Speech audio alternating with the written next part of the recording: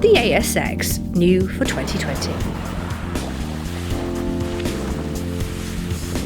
Presenting the new ASX and Mitsubishi for 2020. How does this differ to the previous one that was released in 2010? Well, a more muscular design, LED lights all around, and enhanced safety too. There are two trims to choose from, the Dynamic and the Exceed, and prices start from just over £20,000. This model is the Exceed and comes with a 2-litre petrol engine coupled to a CVT, and it costs £25,945. Overall, it's chunkier, it's more teched up, and it looks great. Saying that, I'll be looking at the exterior and the styling. I'll be looking at the interior, the functionality and the practicality. We'll both be driving it, and then we will bring you the verdict on whether or not this is the car for you. If you've liked this video and you found it informative, please do give us a like and subscribe to the channel. There's more coming in 2020. Thank you.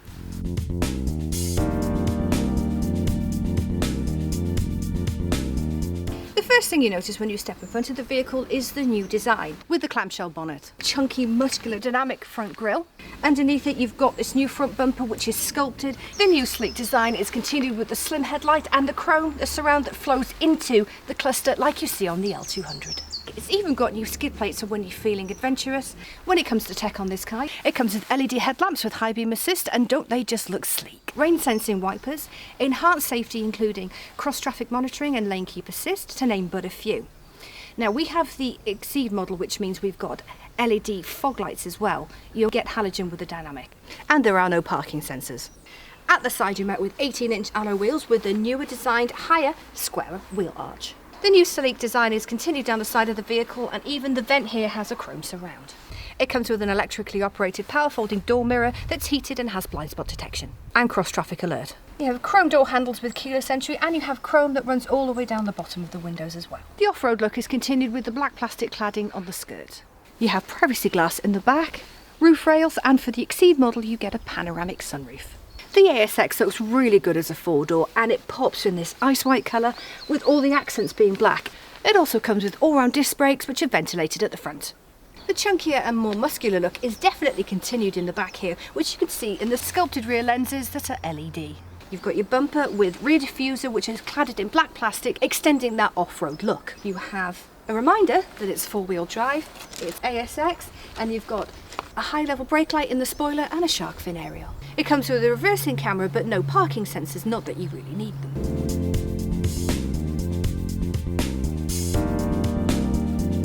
With the ASX, you get a raised ride height. Let's see how easy that makes it climbing in. Nice and simple. Grab handle too. First thing you'll notice when you step into the new ASX is there's far more softer materials. It's more premium feeling too. It's also got more modern styling. This is soft touch, got a leather wrapped steering wheel, old school handbrake, nice to see that's returned, and four-wheel drive. There's also hard plastics in here, but it's supposed to be a rugged off-roader, so that's to be expected.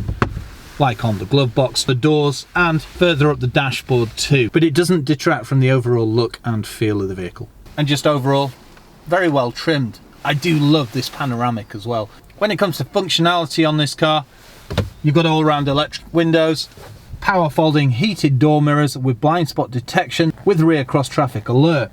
Down to the right of me, you've got the bonnet release. You've got an info button here on the right-hand side of the cluster, speedometer, rev counter, fuel computer, shows you things like economy. You can also see which safety features are enabled as well. On the fuel computer, you have an eco symbol in green. When you are flooring it, that disappears. When it comes to the steering wheel, telephony on the left with media controls. On the right hand side, you've got cruise control. You can also operate your fuel computer. Auto lights with high beam assist and rain sensing wipers. Start stop engine button as well, because this is keyless go. Also, as it's a CVT, you've got paddles on the back. Moving to the center, decent sized infotainment screen. It's got Apple CarPlay, Android Auto. It features TomTom satellite. DAB radio. You can also set some of the car's settings as well. Moving down, a lot of people love the feel of dials when it comes to air conditioning, and the ASX has that. 3 dials, aircon, heated windscreen, and so on. No shortcut buttons. It's quite interesting. It's all incorporated into the dial. Heated seats, 2 USBs, turn off your traction control, and you've got your AS and your G off, and a 12-volt socket. Now, this is the interesting button. Yes, it has returned 4-wheel drive mode. You've got 4-wheel drive and you've got 4-wheel drive lock, operated using the button. Quite straightforward. CVT gearbox. It also incorporates sport. And look, old school handbrake. That's perfect for off-roading. There's also a 12-volt socket under the armrest. When it comes to practicality, I've got decent headroom. Even with the sunroof, it doesn't eat into it because of my positioning. It's nice and comfortable. Nice armrest on the side that's padded, combined with the center armrest, a very comfortable driving position. Reach and rake adjustment in the steering wheel too. When it comes to the seat, it's very comfortable. It's leather, perforated, very well finished, and it's 4-way electric too. In the footwell, you've got a footrest, and because it's an automatic, 2 pedals. You also have the sunroof. It is quite colossal for an ASX. When it comes to storage, decent sized door bin with the cup holder at the front. Under the air conditioning, you've got a storage pot.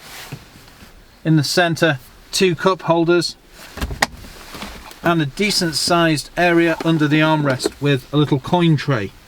And the glove box, soft opening, and it's of a decent size too. Let's see how easy it is to get into the back of the ASX. The doors could open a bit wider, but I don't think that'll affect climbing in. Grab handle as well. Everything's pretty much hard plastic in the back. The top, this point, and lower down the door as well. This satin effect really lightens it up though. And this is nicely padded and leather wrapped too, so you've got a nice place to rest your arm. Privacy glass does make it a bit dark in smaller SUVs. However, the Exceed model has the panoramic, so it feels a lot more light and airy. The one thing you'll notice when you get into the ASX, if you're around my height, is that your hair will brush against the roof. Can't really do much about that. One way to resolve it would be to pull the driver's seat a little more forward, and then that way you could get lower down in the seat. Other than that though, it's nice and comfortable. When it comes to passengers, 2 people are going to be very comfortable, especially with this leather wrapped armrest. It's got 2 cup holders as well. 3 people on shorter journeys, and 3 children, no problem. It's very well trimmed in here, perforated leather, very comfortable. It is quite upright, but it's a small SUV, so you expect that.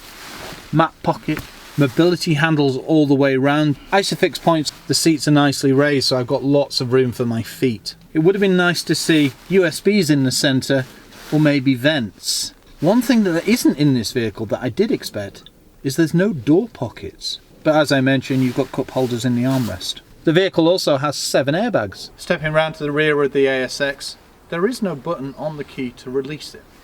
However, press unlock. The release is under here.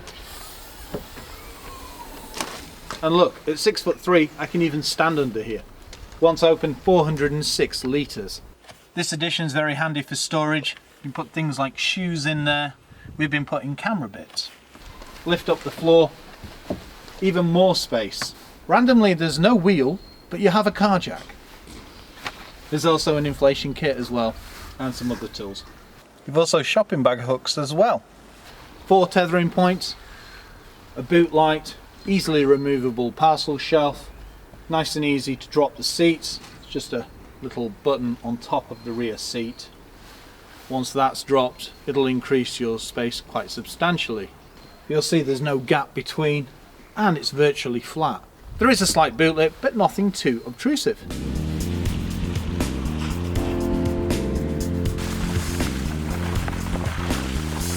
Welcome to a very chilly ASX driving experience. We're driving the Exceed model, and it's powered by a 2-litre petrol engine coupled to a CVT. Oh my word, what is that coming? It's a salter. It's a gritter, yeah. Yes. He knows what he's doing.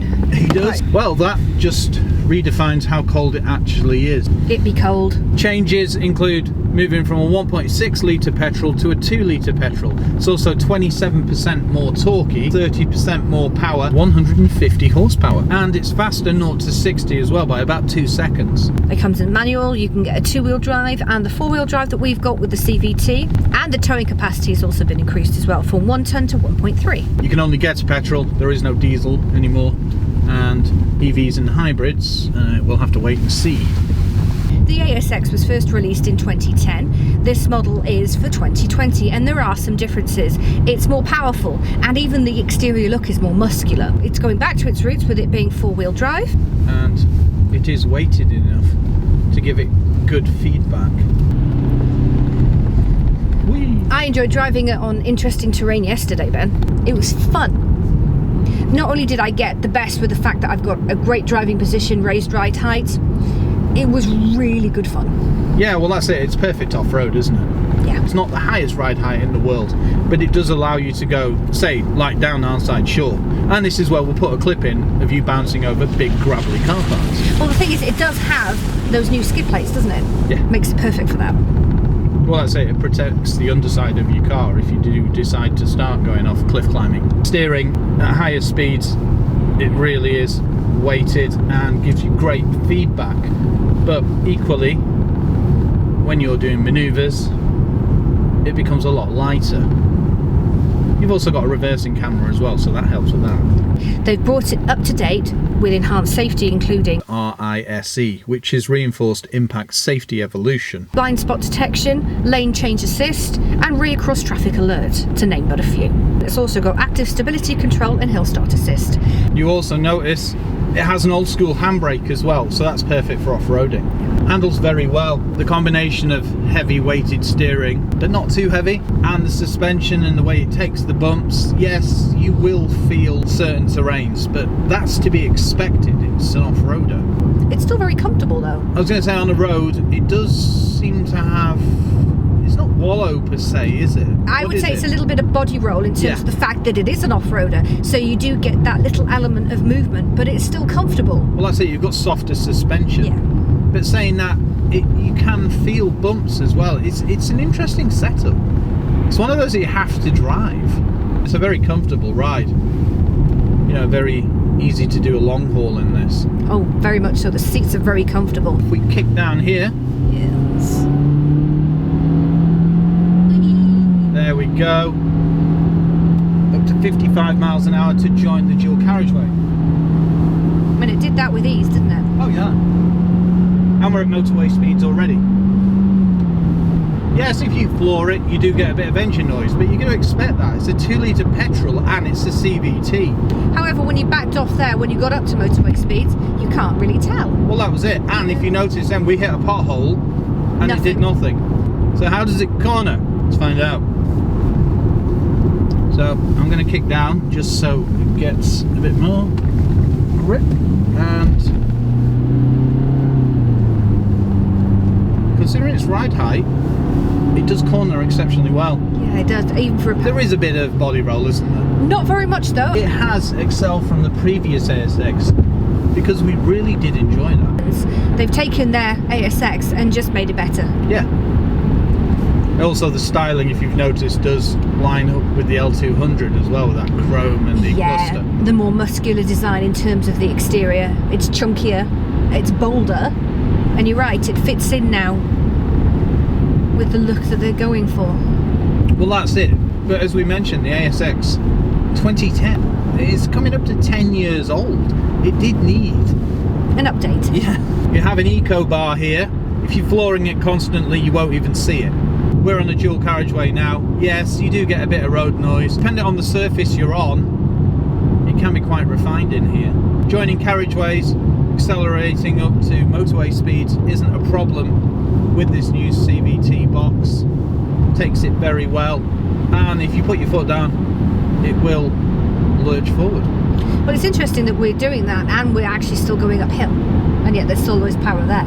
Yeah, well, that's the difference with a 2 litre petrol, isn't it? I mean, we've got twisty roads with interesting cambers, steep gradients. No, it grips with these uneven surfaces. Even though there's been a lot of rain that's come down over the past couple of days, it feels very well planted. It does, doesn't it? And that's it, even with a raised ride height, it still feels engaging enough on a back road. If you floor it, you will get a noticeable change. You get a higher tone from the engine and you will get more responsiveness. Got your shifter down here, but there's paddles on the back of the steering wheel as well, and a manual mode.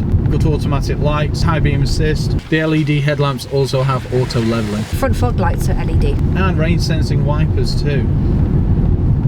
And both trims are LEDs now.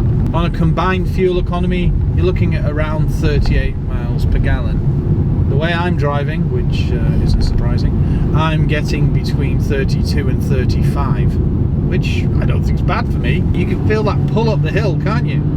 It's doing it with ease. Yeah. It's very smooth. Prices start at just over £20,000 on the road. This model being the four-wheel drive CVT Exceed means that prices are just under £26,000. You've got discs all round as well, with the front being vented. Another great feature is the heated seats. It's very nice to have in winter. And what's nice about the CVT with sport mode is that it has a step up similar to the Mitsubishi Eclipse Cross. As you know, four-wheel drive returns to the ASX, and it's a rather intelligent system as well. It has 3 driving modes. It has an electronically controlled centre differential, and that determines the optimum torque split. It also takes into account sensor data, the throttle, speed conditions, and how the driver's driving too. You've also got 2-wheel drive mode, 4-wheel drive auto, and 4-wheel drive lock. All in all, it's a great ride. Passenger or driver, I have to say.